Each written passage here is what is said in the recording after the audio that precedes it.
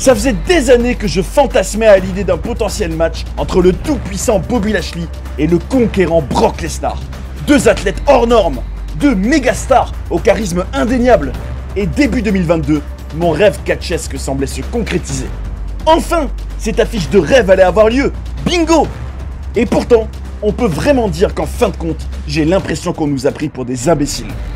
Ce qui aurait dû être un des clashs de titans les plus épiques de l'histoire de la WWE est finalement devenu un gros pétard mouillé. Ce qui semblait pourtant inenvisageable après toutes ces années d'attente. Dans cette vidéo, on va se replonger dans les 3 matchs qu'ils ont eu l'un contre l'autre et leur build-up pour mieux comprendre ce qui a rendu ces affrontements si décevants. Avant de commencer, pensez à vous abonner et à liker cette vidéo. Vous êtes bien sur Johnny Catch. Pourquoi la rivalité Bobby Lashley contre Brock Lesnar a été ignoble? C'est parti!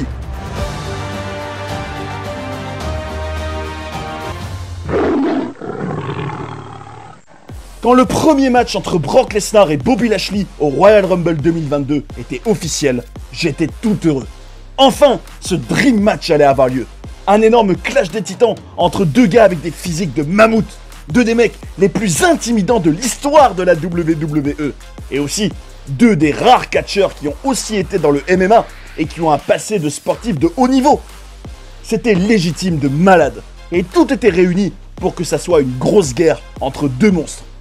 En plus, même Bobby Lashley voulait affronter Brock depuis une vingtaine d'années. Il a lui-même dit qu'il s'est battu pour que ça ait lieu et qu'il y croyait même plus trop. Et ça y est, c'était là. À cause de l'absence de Roman Reigns, Brock Lesnar avait été rajouté au Fatal 4-Way pour le titre WWE au show Day One en janvier. Et il était pour la première fois dans le même ring que Bobby. Personnellement, j'étais comme un fou, surtout que c'était complètement inattendu forcément. Bon, je vous avoue qu'à ce moment-là, je me disais que le timing était pas super dans leur carrière. Que ça aurait été exceptionnel si on avait eu la version 2014, voire même 2002-2003 de Brock, contre la version 2007 de Bobby. Pour moi, c'était ça leurs âges d'or. Mais bon, c'était pas grave, parce qu'ils étaient quand même hyper crédibles. Et puis ce jour-là, à Day One, la WWE s'était bien débrouillée dans ce match pour protéger l'affiche entre les deux. Ils ont juste eu quelques interactions, et en plus, c'était Lashley qui avait le dessus à chaque fois, avec notamment le spot de la barrière. Je trouvais qu'on aurait dit que Bobby était la kryptonite de Brock en fait, vu que Lesnar avait défoncé tous les autres ce jour-là, sauf Bobby. Ce show, c'était un peu un amuse-bouche qui me laissait imaginer qu'ils allaient forcément se recroiser les semaines suivantes. Pour tout vous dire, je rêvais même d'un match style MMA, mais à la WWE entre les deux, genre dans une cage par exemple. Dites-moi dans les commentaires si vous aussi vous aviez des grosses attentes à ce moment-là pour cette affiche potentielle. Qu'est-ce que vous espériez? En tout cas, moi, j'étais chaud comme la braise. Surtout que j'avais bien aimé ce qui s'est passé les semaines suivantes après Day One. Déjà, Bobby devient le #1 contender.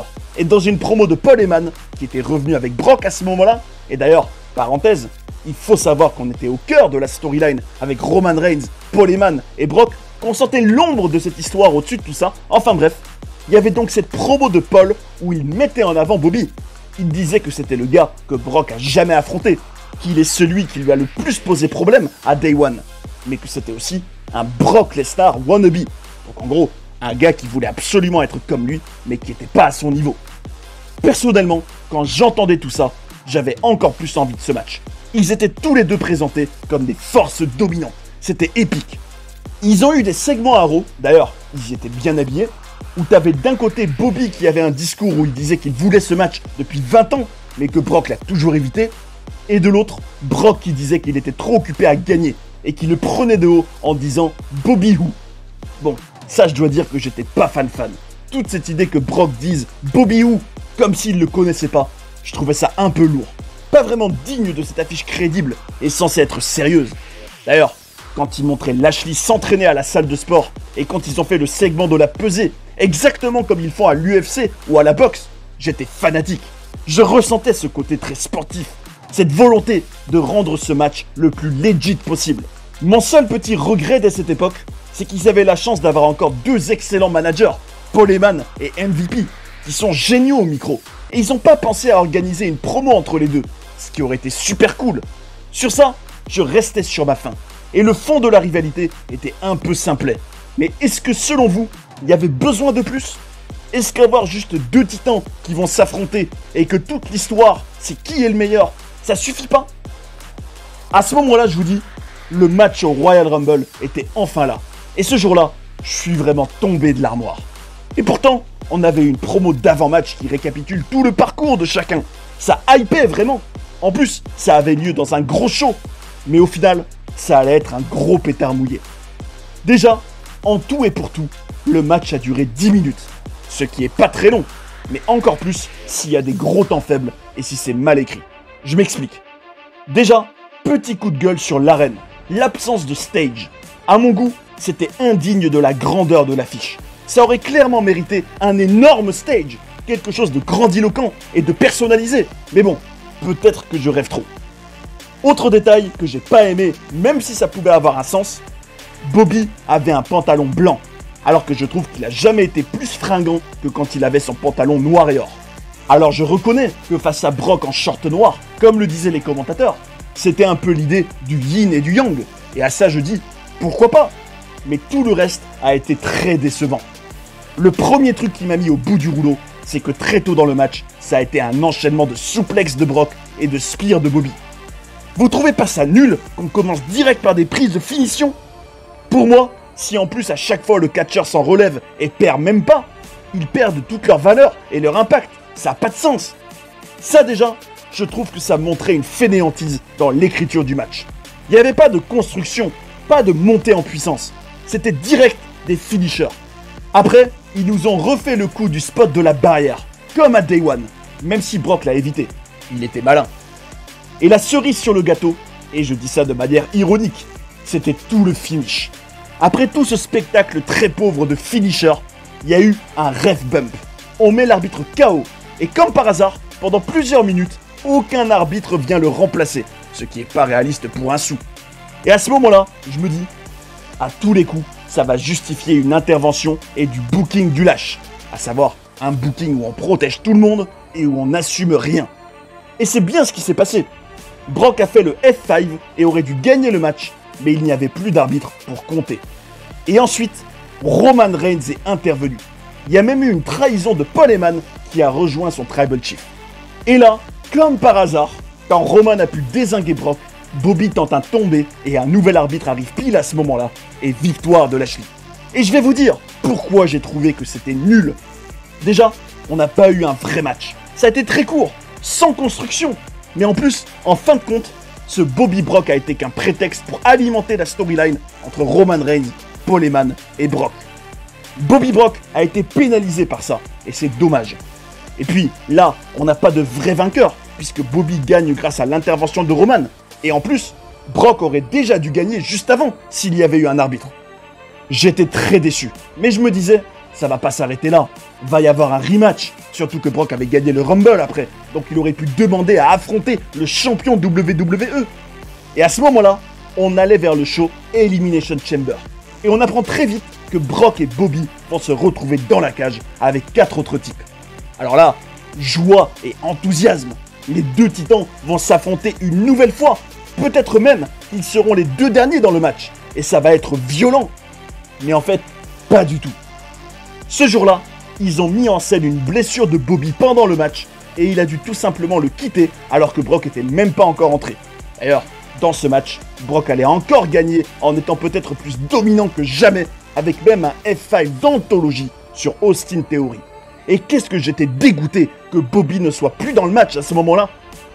Au final, on apprendra dans les news que Bobby s'était blessé dans leur match au Rumble, et que toute cette mise en scène était prévue depuis plusieurs semaines.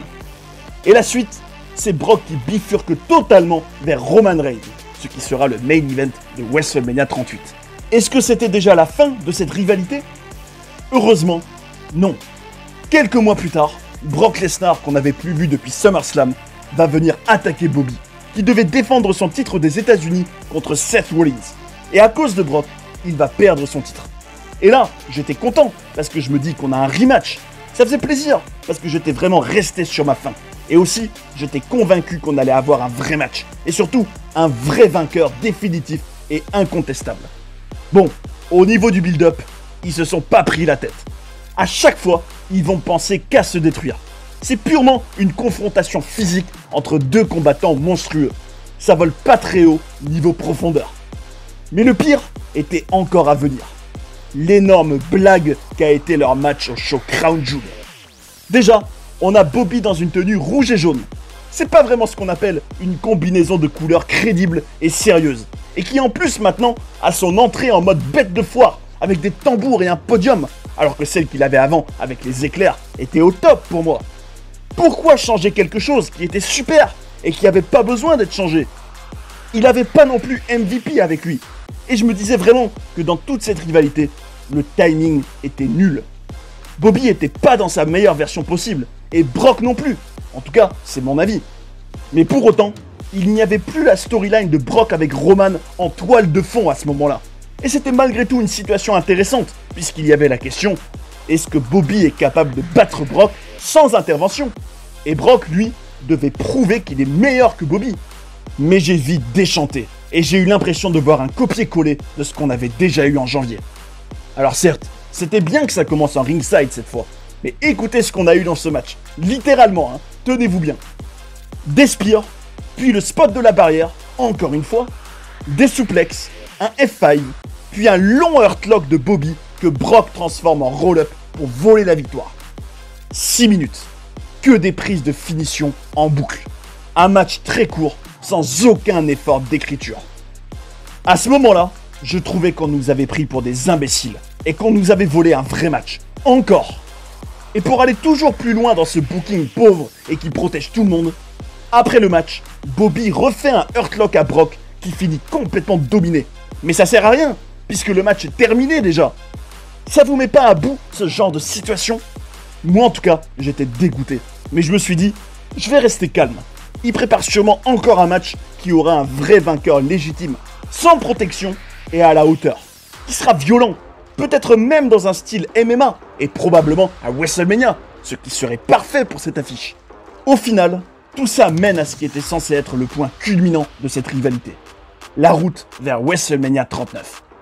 Est-ce qu'ils vont faire des efforts et nous offrir enfin un vrai grand match digne de toutes ces années d'attente? Dans un premier temps, au 30e anniversaire de Raw, Brock va faire son retour, attaquer Bobby et lui coûter son match pour le titre des États-Unis. Ça sonne familier, non? C'est normal, c'est exactement ce qu'ils avaient déjà fait quelques mois avant, mais cette fois-ci, c'était Austin Theory à la place de Seth Rollins. Ça commençait vraiment à faire beaucoup de moments où ils ont choisi la facilité et la fainéantise. Mais bon, passons. Ils ont été tous les deux dans le Rumble où ils ont eu une séquence où Bobby a éliminé Brock. Même si j'aurais préféré que ça dure bien plus longtemps. Mais j'imagine qu'ils n'avaient pas envie de trop se prendre la tête. Après ça, je me disais qu'ils allaient bien avoir leur match à WrestleMania. Et j'avais hâte. Mais en fait, loin de là. Et je comprenais pas du tout. Finalement, ils s'affronteront à Elimination Chamber. Ce que je trouve toujours aussi absurde aujourd'hui. T'as une affiche super qui doit avoir une vraie conclusion. Et tu préfères la faire quelques semaines avant le plus gros show de l'année? Tout ça pour au final faire Brock Omos à WrestleMania et même pas de match pour Bobby? Et oui, parce que c'est pas fini. Avant Elimination Chamber, une information est sortie du chapeau. Le vainqueur affrontera le mystérieux Bray Wyatt à WrestleMania. Déjà, je me disais que c'était hors sujet et que ça avait rien à faire au milieu de tout ça. Mais bon, d'un autre côté, je me disais qu'un Brock Wyatt pouvait être original. Mais même ça, ça a tourné au fiasco. Bray Wyatt va complètement disparaître de la circulation sans qu'on sache vraiment pourquoi, si ce n'est des histoires en coulisses. Est-ce que tout ce qui touchait la rivalité de près ou de loin entre Brock et Bobby était voué à devenir un fiasco? En tout cas, leur match à Elimination Chamber 2023 sera le plus scandaleux selon moi. Alors au moins, Bobby avait son pantalon noir et or, et dans les commentaires, on nous promettait qu'à la fin du match, il ne restera qu'un seul mâle alpha, un vrai vainqueur. Youpi, j'ai envie de dire. Ouais, bon. Je vous dis tel quel ce qu'il y a eu dans ce match chronologiquement, et c'est même pas une blague. Des suplexes, puis des spears, puis des F5, puis encore un spear, puis un hurtlock, et là, Brock met un coup de pied illégal à Bobby. Disqualification, match terminé. 4 minutes 40. On annonce Bobby vainqueur. Mais qu'est-ce que ça vaut? Cette fois-ci, c'est Brock qui va péter son câble et attaquer l'arbitre, puis Bobby. Mais une nouvelle fois, À quoi ça sert? Quel intérêt? Autre question, et dites-moi ce que vous en pensez, on peut en débattre. Que valent les finishers si on en fait systématiquement plein et qu'il y a littéralement que ça?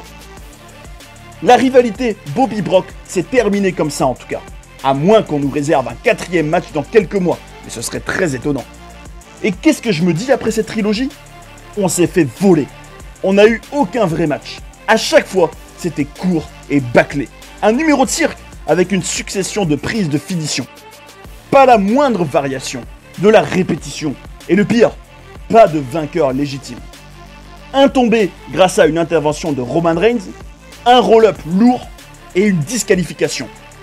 On n'a même pas eu le droit d'avoir un vainqueur définitif et légitime. Et ça m'excède. Est-ce que c'était si compliqué de faire un match de plus de 10 minutes avec une construction, pas de prise de finition tout de suite et un vrai gagnant? À quoi ça sert de faire une rivalité si tu vas protéger les deux gars tout le long? Personnellement, je trouve ça dingue qu'on n'ait même pas eu de stipulation à un moment pour cette affiche. Faire quelque chose qui ressemblerait à du MMA, vu que c'est quand même deux gars qui sont connus pour avoir été dans cet univers. Vraiment, c'est nul. Et c'est une des plus grosses déceptions de ces dernières années pour moi. Ce qui aurait pu être un clash des titans décliné en plusieurs matchs variés avec un vrai vainqueur final après toutes ces années à se demander qui était le meilleur, est en réalité devenu une des rivalités les plus pauvres et fainéantes de tous les temps. Vous savez maintenant pourquoi j'ai trouvé cette rivalité entre Bobby Lashley et Brock Lesnar ignoble. Dites-moi si cette rivalité vous a plu ou si, comme moi, elle vous a déçu. Quelles autres rivalités dont vous attendiez beaucoup ont été en deçà de vos attentes? Bien évidemment, tout ça est juste mon avis. Et toute l'idée, c'est d'en débattre ensemble en respectant les points de vue de chacun. On a tous la même passion. On est frères et sœurs de catch, j'ai envie de dire. Et ce serait un plaisir de discuter ensemble de tout ça. Rejoignez la grande famille Johnny Catch en vous abonnant, partagez la chaîne à tous vos amis fans de catch et détruisez-moi cette barre de like avec un bon gros spear. Boum! Prenez soin des vôtres et à bientôt sur Johnny Catch.